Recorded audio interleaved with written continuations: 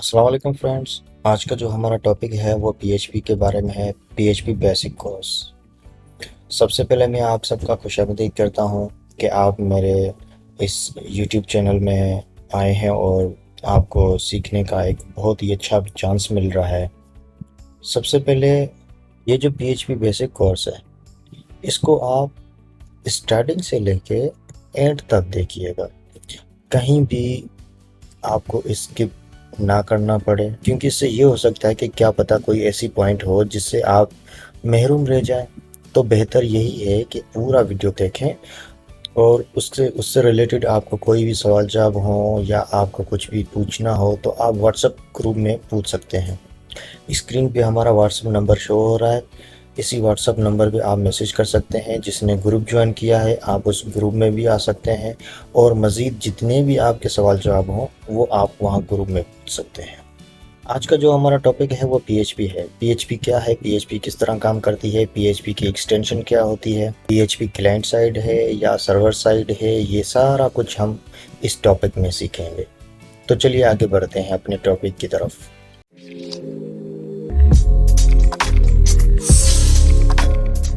PHP का जो full form है वो हाइपरटेक्स्ट प्री प्रोसेसर है। पीएचपी को हम सोर्स स्क्रिप्टिंग लैंग्वेज भी कहते हैं। पीएचपी लैंग्वेज जो होती है वो सर्वर साइड लैंग्वेज होती है, यानी ये सिर्फ सर्वर पे ही काम करती है। हमारे पास दो तरह के सर्वर होते हैं, एक लोकल सर्वर होता है और दूसरा वेब सर्वर होता है। मोस्टली जो डेवलपर इस्तेमाल करता है वो लोकल सर्वर इस्तेमाल करता है, क्योंकि लोकल सर्वर पे ये होता है कि अगर आप कोई भी चेंजेस वगैरह कर रहे हो, कोई भी डेवलपमेंट कर रहे हो, तो वो आपके अपने ही पीसी और अपने ही सिस्टम पे चेंजेस वगैरह उस पर करके उसको परफेक्ट बना के फिर आप उसको वेब पे लाइव करते हो। लाइव करने से पहले आपको ये सब चीज़ें नोट करनी होती हैं कि जो आपकी कॉन्फ़िगरेशंस लोकल सर्वर में है वही कॉन्फ़िगरेशंस आपकी वेब सर्वर में भी होनी चाहिए, अदरवाइज़ आपको मुश्किल का सामना करना पड़ सकता है। और जो हमारा दूसरा टॉपिक है इसमें पीएचपी के साथ जो बाकी की लैंग्वेजेस हैं वो किस तरह काम करती हैं। मेन बात पे आते हैं कि हमारी जो पीएचपी लैंग्वेज है वो सर्वर साइड है। सर्वर साइड से मतलब ये होता है कि हम क्लाइंट साइड से कोई भी इंफॉर्मेशन सेंड करते हैं तो वो सर्वर पे जाती है। सर्वर से जो भी रिस्पॉन्ड मिलता है वो हमें क्लाइंट साइड पे शो होता है। क्लाइंट साइड लैंग्वेजेस कौन सी होती हैं? एचटीएमएल होती है, सीएसएस होती है, जावास्क्रिप्ट होती है। ये जो हमारी तीन लैंग्वेजेस होती हैं ये हमारी क्लाइंट साइड लैंग्वेजेस होती हैं। और हमारी जो सर्वर साइड लैंग्वेज होती है वो पीएचपी होती है, एएसपी डॉट नेट है, नेट होती है। और बाकी और भी बहुत सी लैंग्वेजेस हैं जो सर्वर साइड पे काम करती हैं, जो सर्वर से डेटा हमें प्रोवाइड करती हैं, सर्वर पे हमारा डेटा प्रोसीड करवाती हैं और सारा काम उनका जो होता है वो सर्वर पे ही होता है।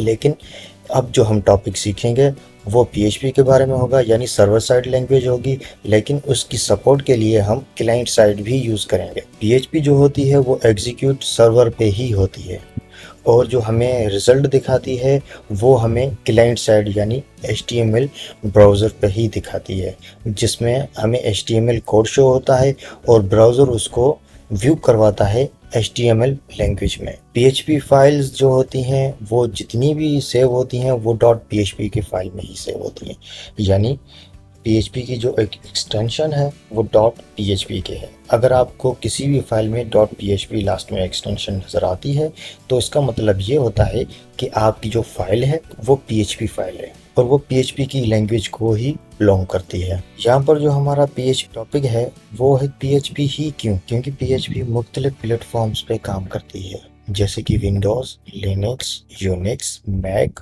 ओएस, इन सब पे ये इजीली काम कर सकती है। पीएचपी कंपेटेबल है सब सर्वर के लिए। आजकल अपाची, आईआईएस और बहुत से ऐसे जो सर्वर हैं वो मोस्टली पीएचपी पे ही काम करते हैं। पीएचपी लैंग्वेज खास तौर पर जो डेटाबेस पे वर्क करती है वो बहुत ही पीएचपी लार्ज अमाउंट में डेटाबेस को सपोर्ट करती है। पीएचपी जो होती है वो फ्री लैंग्वेज होती है। पीएचपी जो है वो फ्री है।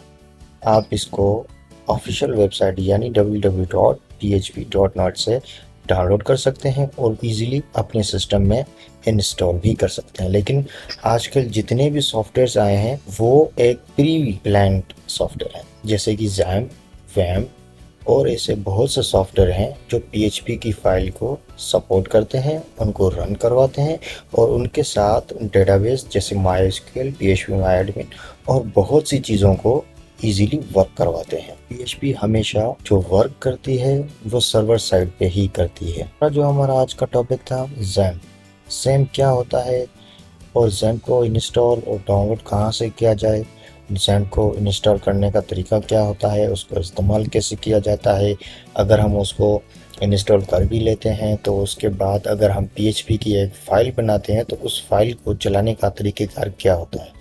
तो मैं आज आपको यहाँ पे पूरा एक जो ना तरीक़ेकार बताऊँगा कि आप अपनी फ़ाइल को किस तरह रन करवा सकते हो, ज़ैम को किस तरह चला सकते हो, ज़ैम पे कौन कौन से ऑप्शंस होते हैं, ज़ैम में कौन से फंक्शनलिटीज़ को एक साथ चलाया जा सकता है।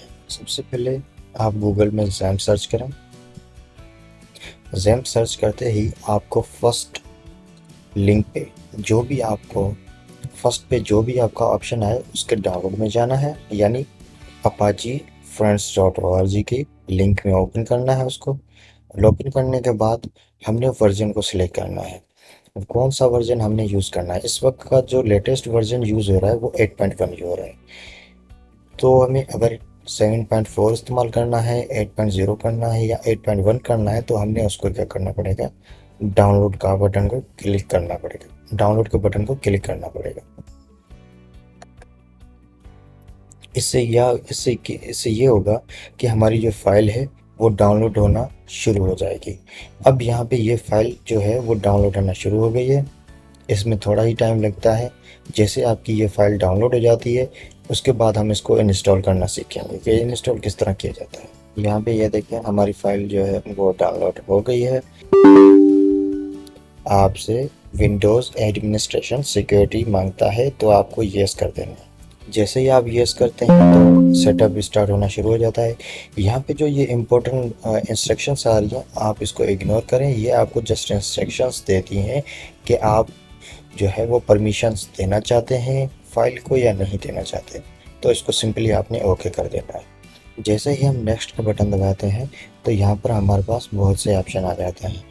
इन ऑप्शंस का मकसद क्या होता है, कौन से हमें ऑप्शंस को चेक मार्क करना चाहिए, कौन से ऑप्शंस को चेक मार्क नहीं करना चाहिए, वो मैं आपको तफसील से बताऊंगा। यहाँ पर शो हो रहा है कि सर्वर साइड, यानी सर्वर साइड का मतलब ये होता है कि आपके सर्वर्स जितने भी होते हैं आप उन सर्वर्स को यूज़ करना चाहते हो या इंस्टॉल करना चाहते हो तो आपको इनको चेक मार्क करना होगा।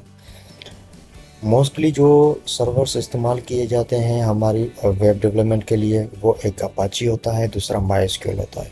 बाकी जितने भी होते हैं उनको इस्तेमाल ना करें तो कोई फ़र्क नहीं पड़ता, लेकिन MySQL, अपाची, PHP MyAdmin ये लाजमी हमें इस्तेमाल करने होते हैं। पैरेलल पे एक प्लेटफॉर्म होता है, एक लैंग्वेज होती है जिस तरह की लारावेल लैंग्वेज होती है। उसके बाद आपने सारे एक्टिव करना चाहे तो सबको एक्टिव कर सकते हैं, आप सबका बेनिफिट लेना चाहे तो वो आप ले सकते हो।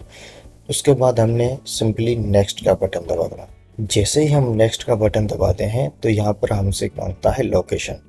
जैसे ही हम इसको नेक्स्ट का बटन प्रेस करते हैं, अब जैसे ही हम इसको नेक्स्ट करते हैं तो यहाँ पे एक ऑप्शन शो कर रहा है, the select folder is not empty, please select different folder. It means कि मेरे पास ऑलरेडी ज़ैम्प इंस्टॉल है। अगर आप ज़ैम्प फोल्डर में इंस्टॉल करोगे तो आप उसमें नहीं कर सकते, क्योंकि ज़ैम्प का फोल्डर या तो खाली होना चाहिए या अगर आपको इंस्टॉलेशन करनी है तो उसकी लोकेशन को चेंज करना होगा।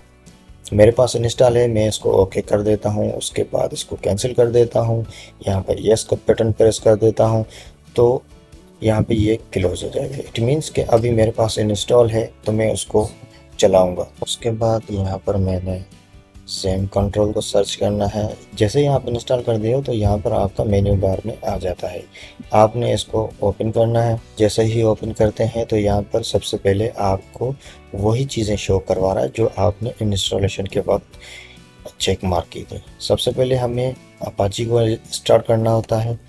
हमें वेब डेवलपमेंट के लिए सिर्फ दो चीज़ों का इस्तेमाल करना होता है।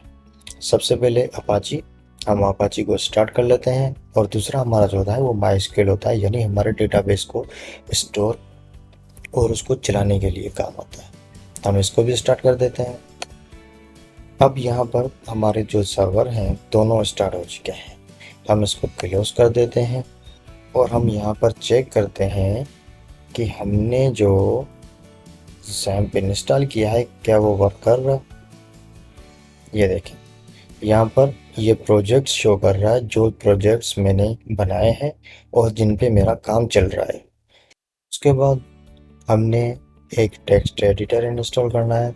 अगर कोई न्यू यूज़र है तो वो टेक्स्ट एडिटर का इस्तेमाल ना करें, क्योंकि काफ़ी दफ़ा ये होता है कि जो न्यू यूज़र होता है अगर वो टेक्स्ट एडिटर इस्तेमाल करता है तो वो सिर्फ उस पर डिपेंड ही रह जाता है।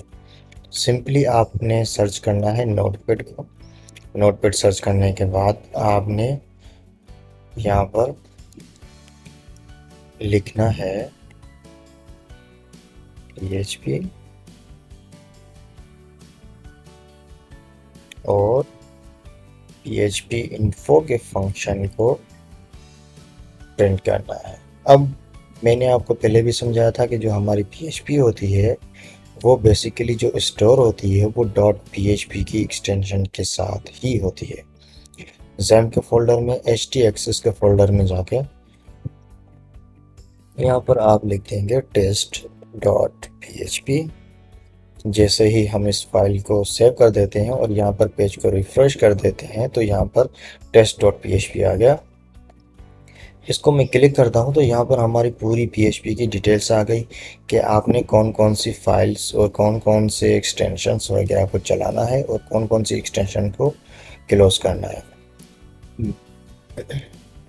ये सारी फाइलें बहुत मायने रखती हैं, क्योंकि आपका जो लोकल होस्ट है और आपका जो वेब सर्वर है इन दोनों की कॉन्फ़िगरेशंस मैच होना लाजमी है। तो बेहतर यही है कि आपके पास जो लोकल सर्वर है उसमें जितनी भी कॉन्फ़िगरेशन फाइल्स हैं आप उनको देखें, आप उनको परखें और उसके बाद आप उनको उसी वेब सर्वर पे लगाएं, सेटअप करें और उसके बाद अपना प्रोजेक्ट अपलोड करें। अदरवाइज़ आपको बहुत सी मुश्किलात आ सकती हैं। आज के हमारे यही टॉपिक्स थे। अगर इस टॉपिक के हवाले से आपको कोई भी सवाल हो तो आप व्हाट्सएप ग्रुप में पूछ सकते हैं। इंस्टॉलेशन में मसला आ रहा है, कॉन्फ़िगरेशन सेटिंग में मसला आ रहा है तो आप बेफिक्र होकर व्हाट्सएप पे मुझसे पूछ सकते हैं। हमारा जो नेक्स्ट टॉपिक है वो है basic PHP syntax and comments. अब नेक्स्ट टॉपिक में जो हमारा होगा कि PHP की जो सिंटैक्स हैं, जो कमेंट्स हैं, उनको यूज़ करने का तरीक़ेकार क्या होता है, उनको क्यों इस्तेमाल किया जाता है और कौन सी कमिट, कौन से सिंटैक्स किस तरह और कहाँ पर लिखे जाते हैं और उनका तरीक़ेकार क्या होता है। नेक्स्ट वीडियो में हम ये सब सीखेंगे। तब तक के लिए अपनी दुआओं में मुझे याद रखिएगा और मैं पूरी कोशिश करूँगा कि आपको पूरा से पूरा टाइम दे सकूँ और आपको अच्छे से पढ़ा सकूँ, आपको समझा सकूँ और आपकी पूरी मदद कर सकूँ।